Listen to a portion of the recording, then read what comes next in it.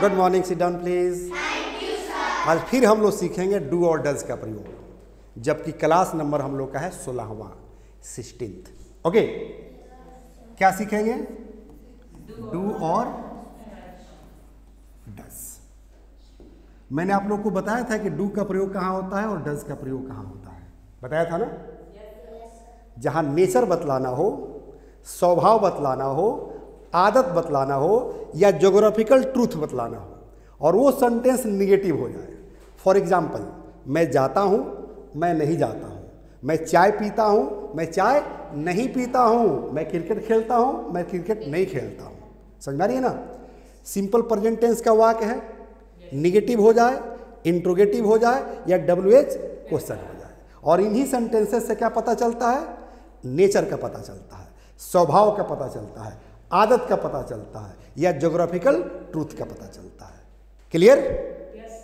चलिए, अब जो है डू और डज का प्रयोग आज हम जो बताने वाले हैं बिल्कुल डिफरेंट तरह से। ओके, ध्यान देना है आप लोगों को। सेंटेंस क्या है? क्या आपके पास पैसे हैं? क्या आपके पास किताब है? क्या आपके पास बुद्धि है? क्या आपके पास कलम है? क्या आपको भाई है? क्या आपको बहन है? क्या आपके पास मकान है? क्या आपके पास दुकान है? ये सारे सेंटेंसेस हम लोग सीख चुके हैं। सही है गलत? तो जो सेंटेंसेस हम सीखे हैं उसके मुताबिक इसकी अंग्रेजी क्या होगी? क्या आपके पास पैसे हैं? Very good. क्या होगा? Have you money. यही अंग्रेजी होगा ना? क्या आपके पास पैसे हैं? Have you money. Very simple.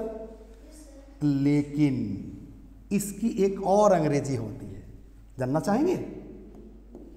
इसी चीज को हम ऐसे भी बोल सकते हैं, डू यू हैव मनी। ठीक है? सेंटेंस क्या है? Do you have money. इसका भी अंग्रेजी यही निकलेगा, सॉरी इसका भी हिंदी वही निकलेगा कि क्या आपके पास पैसे हैं। समझ आ रही है? लेकिन सेंस में डिफरेंस है, अर्थ में डिफरेंस है। पता है क्या? क्योंकि जब कहिएगा कि हैव यू मनी, इसका मतलब यह हुआ कि जहां पर आप खड़े हैं, क्या यहां पर आपके पास पैसे हैं जेब में? या अगर मोबाइल चलाते हैं तो फोन पे पर, समझ में आ रही है, ताकि आप ट्रांसफर कर सके। कोई दिक्कत? उसको ये कह रहा है क्या कि हैव यू मनी? तो जवाब दीजिएगा अगर आपके पास पैसे नहीं है, क्योंकि ये क्वेश्चन हो गया, तो आंसर में क्या कहिएगा? No, I have no money. ठीक है?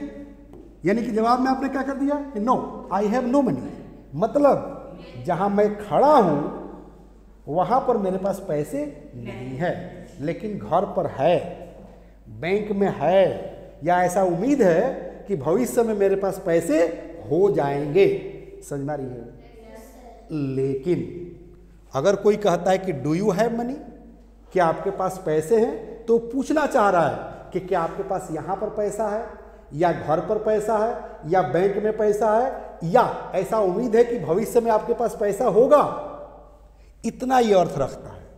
ओके? तो इसका जब आंसर देंगे तो इसी तरह से देंगे। तो क्या कहेंगे? हाँ, कहेंगे कि no, I don't have money. ठीक है? क्योंकि हिंदी क्या निकला कि डू यू हैव मनी, कि आपके पास यहां पर पैसा है, घर पर पैसा है, बैंक में पैसा है, या भविष्य में पैसा हो जाएगा। आपने जवाब दिया कि no, I don't have money. नहीं, मेरे पास पैसे नहीं है, ना यहां पर है, ना घर पर है, ना बैंक में है, और नहीं ऐसा उम्मीद है कि भविष्य में मेरे पास पैसा होगा। मतलब ये परमानेंट अभाव बतलाता है। प्रेजेंट, पास्ट, फ्यूचर सबका कल्पना कर देता है कि ना पास्ट में मेरे पास पैसा था, ना प्रेजेंट में है, और ना फ्यूचर में होगा। कंसेप्ट क्लियर हुआ? Yes sir. क्या हुआ? हाँ, हैव यू मनी? अगर आप कहते हैं कि no I have no money, तो इसका मतलब क्या कि यहां पर मेरे पास पैसा नहीं है, घर पर है, बैंक में है, या ऐसा उम्मीद है कि भविष्य में पैसा हो जाएगा। और इसका प्रेजेंट, पास्ट, फ्यूचर, ना पैसा था, ना है, ना होगा, मतलब परमानेंट कंगाल। कोई दिक्कत? अब यहां समझ लेना है कि यहां डोंट लगा है और यहां हैव लगा है, तो क्या हैव सबके पास लगेगा, यानी कि सब सब्जेक्ट के साथ लगेगा? तो याद रखना है सारे सब्जेक्ट के साथ क्या लगेगा? हैव लगेगा। ओके, सिर्फ डिफरेंस क्या होगा?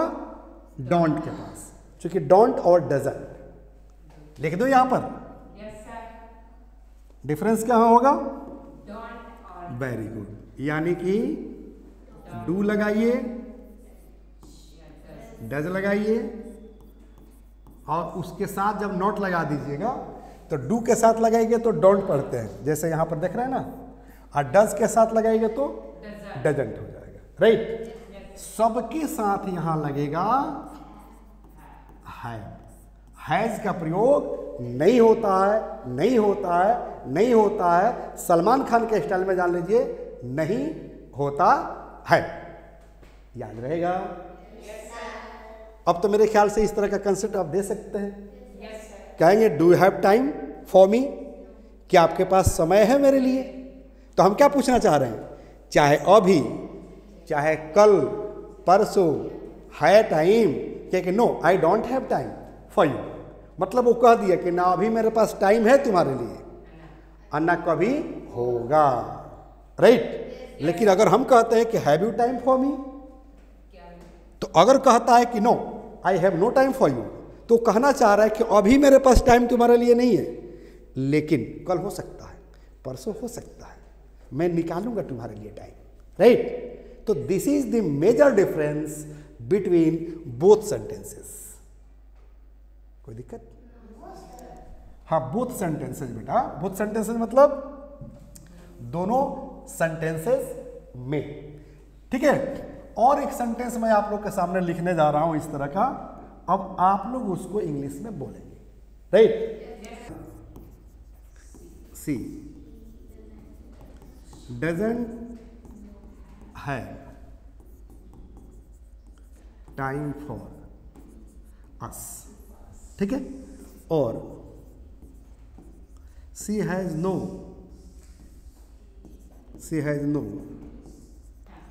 Time for us. दोनों सेंटेंस में क्या अंतर समझ रहे हैं आप लोग? क्योंकि पहले वाले सेंटेंस में भी सी है, सेकेंड वाले सेंटेंस में भी सी है।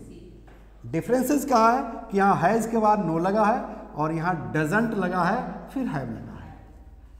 तो कह रहा है कि she doesn't have time for us, हम लोगों के लिए उसके पास समय नहीं है, ठीक है।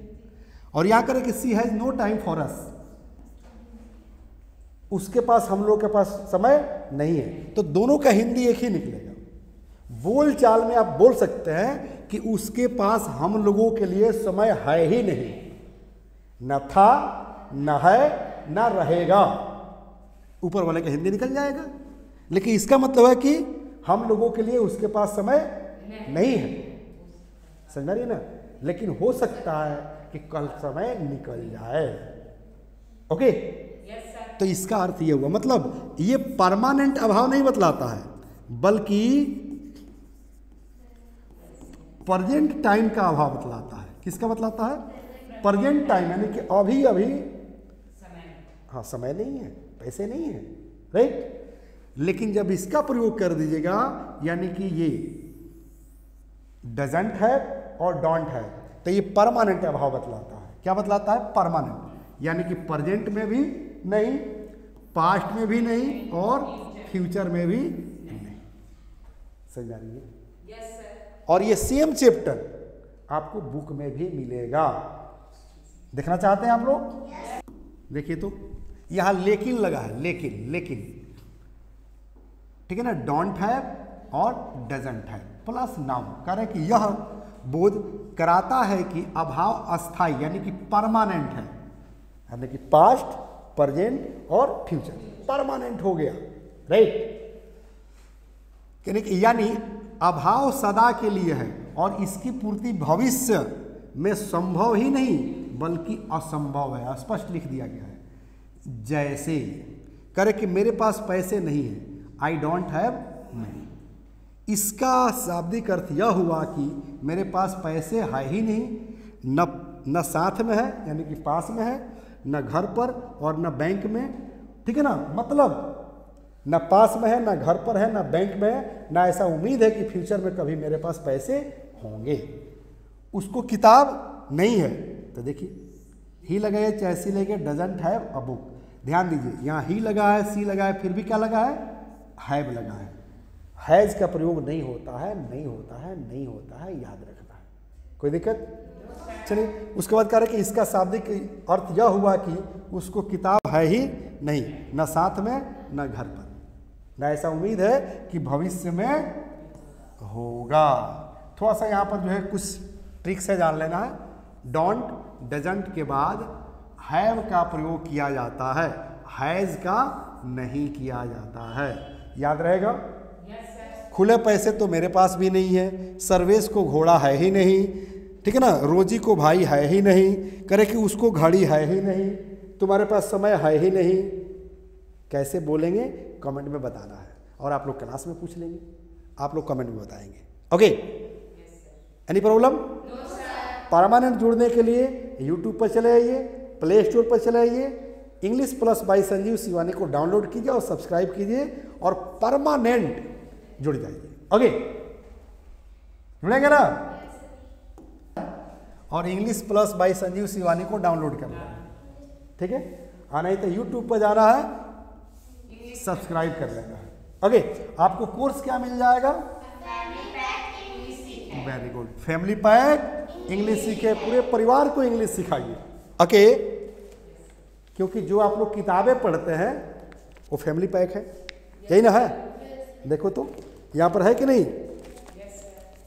फैमिली पैक इंग्लिश सीखे, कॉन्टेक्ट नंबर है ना, 5 बुक्स 0 to हीरो, मतलब 5 किताबें हैं, पूरे परिवार को इंग्लिश सिखाने के लिए काफ़ी है।